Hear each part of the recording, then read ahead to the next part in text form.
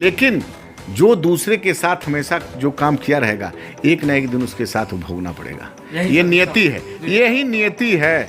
और लगातार जो मुख्यमंत्री जी दूसरे के साथ व्यवहार किए हैं, दूसरे की पार्टी को लगातार तोड़ने का काम किए हैं, देखिएगा एक दिन उनकी आंखों के सामने एकदम बिखर जाएगा। आपका क्या है? आपने 2005 तक लालू यादव जंगल राज भ्रष्टाचारी, जेल जाने वाला चोर, क्या क्या नहीं आरोप लगाए। आपके दल के रणनीति के तहत लालू यादव को जेल भेजवाया गया। और वही लालू यादव के जो आज सुपुत्र हैं श्रीमान तेजस्वी यादव जी, जो आज बिहार सरकार के उप मुख्यमंत्री हैं, वही पलटू चाचा का नाम दिए, वही सबसे भ्रष्ट, सबसे मतलब क्या क्या नहीं नीतीश कुमार जी के बारे में बोले हैं। महत्वाकांक्षा राजनीति में बहुत हावी होती है लोगों पर, इसकी वजह से कई दलों में हमने टूट देखा है। अभी जनता दल यूनाइटेड की बात कर लेते हैं।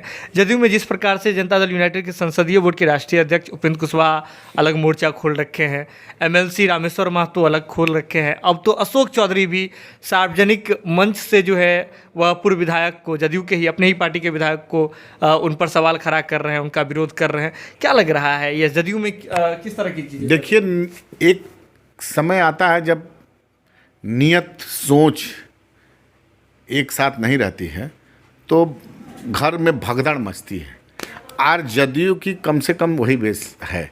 आप जदयू का क्या है, जदयू की सोच, जदयू की नीयत क्या है, जदयू की पार्टी का आइडियोलॉजी क्या है, आपका क्या है? आपने 2005 तक लालू यादव जंगल राज भ्रष्टाचारी, जेल जाने वाला चोर, क्या क्या नहीं आरोप लगाए। आपके दल के रणनीति के तहत लालू यादव को जेल भेजवाया गया। और वही लालू यादव के जो आज सुपुत्र हैं श्रीमान तेजस्वी यादव जी, जो आज बिहार सरकार के उप मुख्यमंत्री हैं, वही पलटू चाचा का नाम दिए, वही सबसे भ्रष्ट, सबसे मतलब क्या क्या नहीं नीतीश कुमार जी के बारे में बोले हैं। लेकिन पुनः एक चीज़ के लिए, किस चीज़ के लिए समझौता हुआ? वही तो बिहार की जनता जानना चाहती है। क्या गोपनीय समझौता हुआ? क्या कुर्सी के लिए आप लोग बिहार की जनता को रसातल में भेजने का क्या फैसला लिए हैं, सो बताइए। ये कुर्सी के लिए है।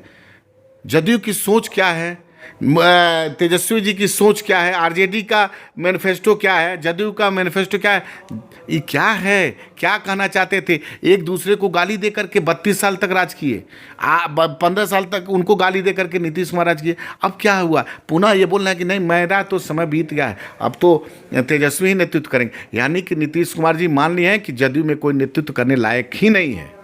लेकिन यही सवाल तो उपेंद्र कुशवाहा जी का भी है। तो क्या लग रहा है कि उनके साथ लोजपा रामविलास खड़ी है? नहीं, देखिए, किसी के साथ खड़ी नहीं। हम लोग उसमें के नहीं है कि दूसरे के परिवार में किसी प्रकार का कुछ होता है तो उसमें हम लोग इंटरफेयर नहीं करना चाहते। लेकिन जो दूसरे के साथ हमेशा जो काम किया रहेगा, एक ना एक दिन उसके साथ भोगना पड़ेगा। ये नियति है, यही नियति है। और लगातार जो मुख्यमंत्री जी दूसरे के साथ व्यवहार किए हैं, दूसरे की पार्टी को लगातार तोड़ने का काम किए हैं, देखिएगा एक दिन उनकी आंखों के सामने एकदम बिखर जाएगा, जदयू अत्र चत्र बिखर जाएगा। क्या अगर अब ये बड़ी बात है, अगर उपेंद्र कुशवाहा अगर जैसे मीटिंग करने वाले हैं अभी कार्यकर्ताओं के साथ, समर्थकों के साथ, तो उसके बाद अगर लोजपा में आना चाहे तो क्या स्वागत करेंगे? नहीं, देखिए, आना जाना आएंगे, उसके बारे में हमारा शीर्ष नेतृत्व तो विचार करेगा। लेकिन इतना तो तय है कि मैं आपको बता दूं बड़ी जिम्मेदारी से, उपेंद्र कुशवाहा तो ओपन बोल रहे हैं ना। उपेंद्र कुशवाहा जैसे 50 नेता जदयू के ऐसे हैं, उपेंद्र कुशवाहा बहुत बड़े नेता उपेंद्र कुशवाहा, लेकिन सेकंड नेतृत्व जो 50-60 की संख्या है, वो लोग भी तेजस्वी जी का जब से नेतृत्व की बात मुख्यमंत्री की है तब से खुश नहीं है। वो लोग नहीं ऐसी कल्पना किए थे कि जिसको हम लोग जंगल राज करके आज सत्ता में सिंहासन पे पहुंचे हैं और उसी के नेतृत्व में पुनः हुआ। तो ऐसी बहुत जल्द ही सबका धीरे धीरे विस्फोट होगा। आप देख रहे हैं वो एक और एमएलसी हैं, वो भी बोल रहे हैं, रामेश्वर महतो जी। ऐसे बहुत सारे लोग हैं जो अभी पर्दे के पीछे हैं, सामने आने वाले हैं। देखिएगा एक दिन, ज़्यादा दिन नहीं है, बहुत जल्द ही इसका मुख्यमंत्री जी को मिलेगा। बिहार के लोगों में एक आतिथ्य सत्कार का स्वागत ये रहा है, परंपरा रहा है, संस्कार रहा है। दरवाजे खुले रहेंगे? नहीं, दरवाज़ा देखिए, राजनीति में मेरे नेता के विज़न में जो विश्वास रखेगा उसके लिए दरवाज़ा खुला है।